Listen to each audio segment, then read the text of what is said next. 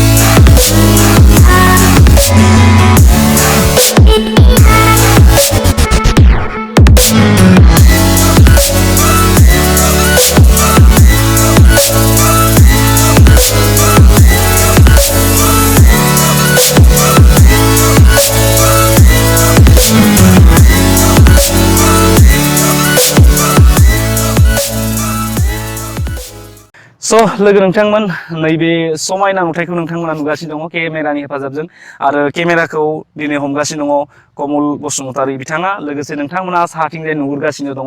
समायना रमायना बे मानास हाग्रानि नुथाय। लोगोसे बे दैमाया बेखिनिनि इनभाइरनमेन्ट जा एरिया बेखौ जोबोर समायना खालामदों। नैबे समाव दैया रानलांगासिनो बे रानीघाटनि गासै नुथाय आरो नोंथांमोना साहाथिंजाय नुगासिनो थानाय बै सोमखोर हाजोआ जोंनि मानासनि जोबथा जायखौ भुटान हादोरजों सरजाबफानानै दङ। बे हाजोनि समायना सोमखोर माने गोथां महरखौ नोंथांमोना नुगासिनो। लोगोसे बे गासै एरियाफ्राव गोबां बैग्रि दंफां दङ जायनि जाहोनाव बेवहाय पिकनिक जानो थाखाय जोबोद सुबिदा। आरो मोनसे सुबिदाया बेवहाय मोजां मानोब्ला बेवहाय दैनि आंखाल गैया। लोगोसे दैफ्रा फ्रेश।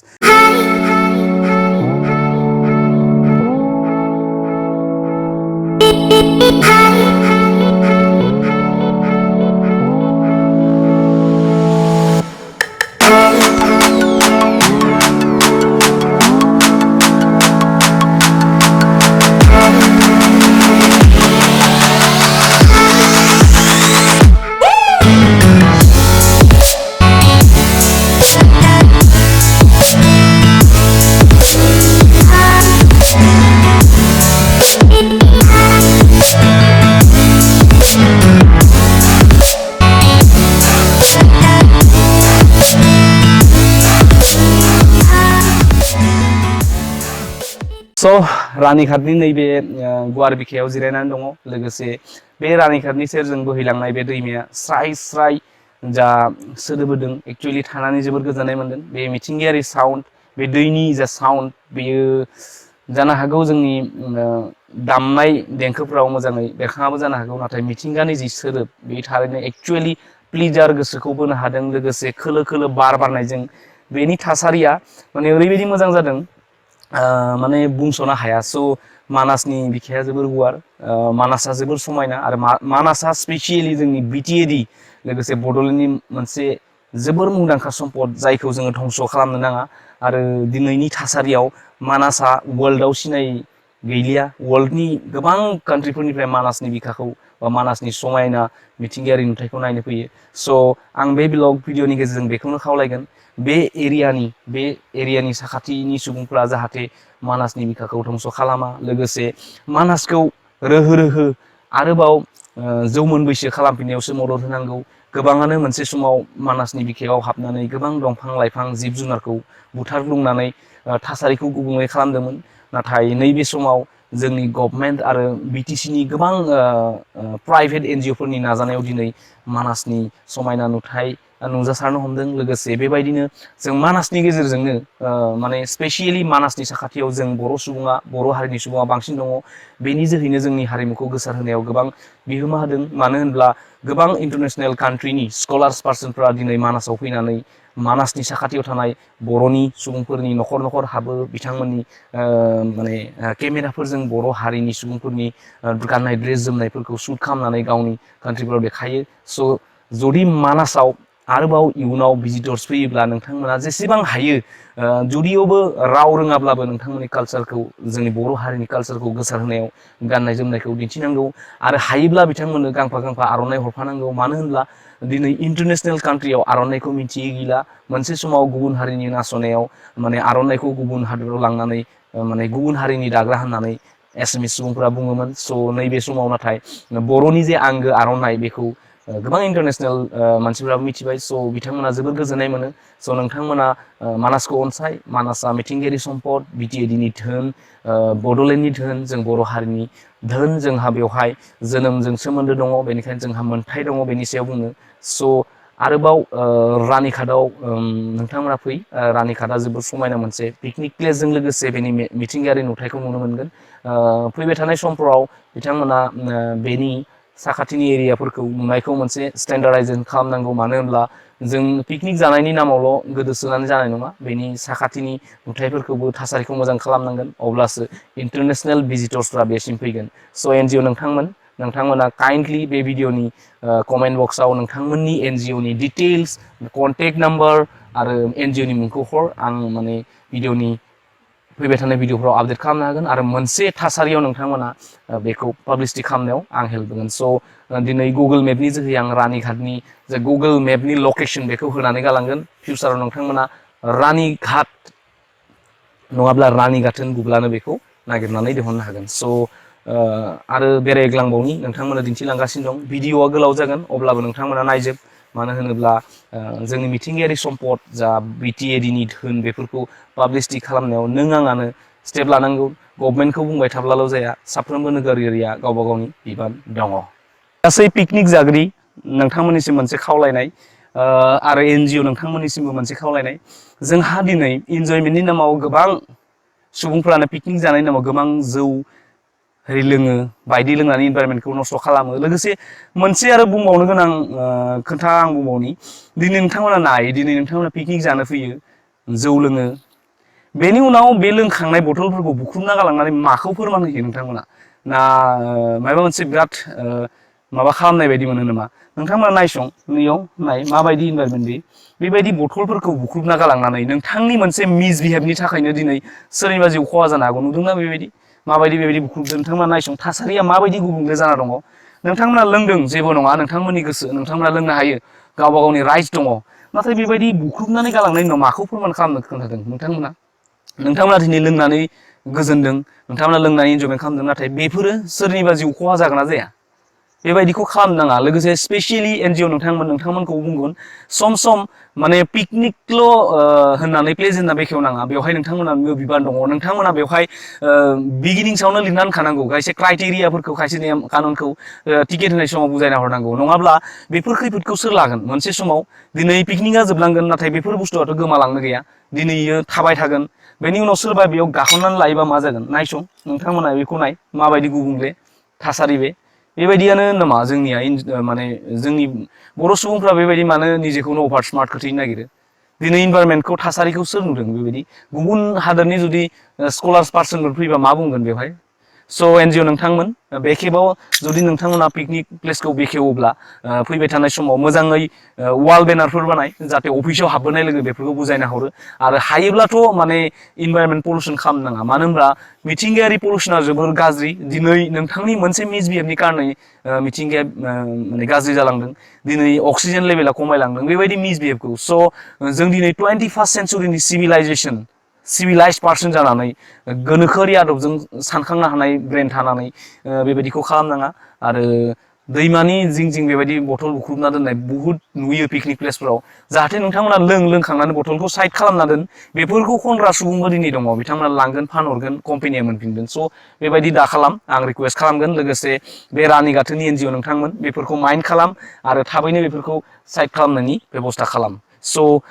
बेनो मोनसे आंनिफ्राय खावलायनाय जाहाथे पिकनिक प्लेसफोराव नोंथांमोना लोङोब्लाबो बेबायदि बथलखौ बुख्रुबनाङा लोंखांनायनि उनाव साइड खालामना दोन मोनसे जायगायाव गोबां सुबुं दं बेफोरखौ खननानै बेफोरखौ फाननानैनो जिउ सोलिगासिनो दङ स' बेबायदि बुख्रुबनाङा स' लोगो नोंथांमोन दिनैनि बे ब्लग भिडिअ'आव रानीघाट पिकनिक प्लेसनि माखासे नुथायखौ दिन्थिबाय रानीघाट गाथोननि माखासे नुथायखौ दिन्थिबाय बे दैमाया भुटान हादोरनिफ्राय बोहैबोदों लोगोसे मानासनि बिखानिफ्राय खोलाहा जाना ओंखारबोदों स' नोंथांमोना नुबाय थानाय नैबे गुवार एरियायाव गोबां बैग्रि दंफां दङ बे एरियाफ्रावनो माने पिकनिक प्लेस बा पिकनिकनि दावबायारि बिथांमोना फैयोब्ला पिकनिक जागिरि बिथांमोना बेवहाय माने टेनसन गैयाजासे माने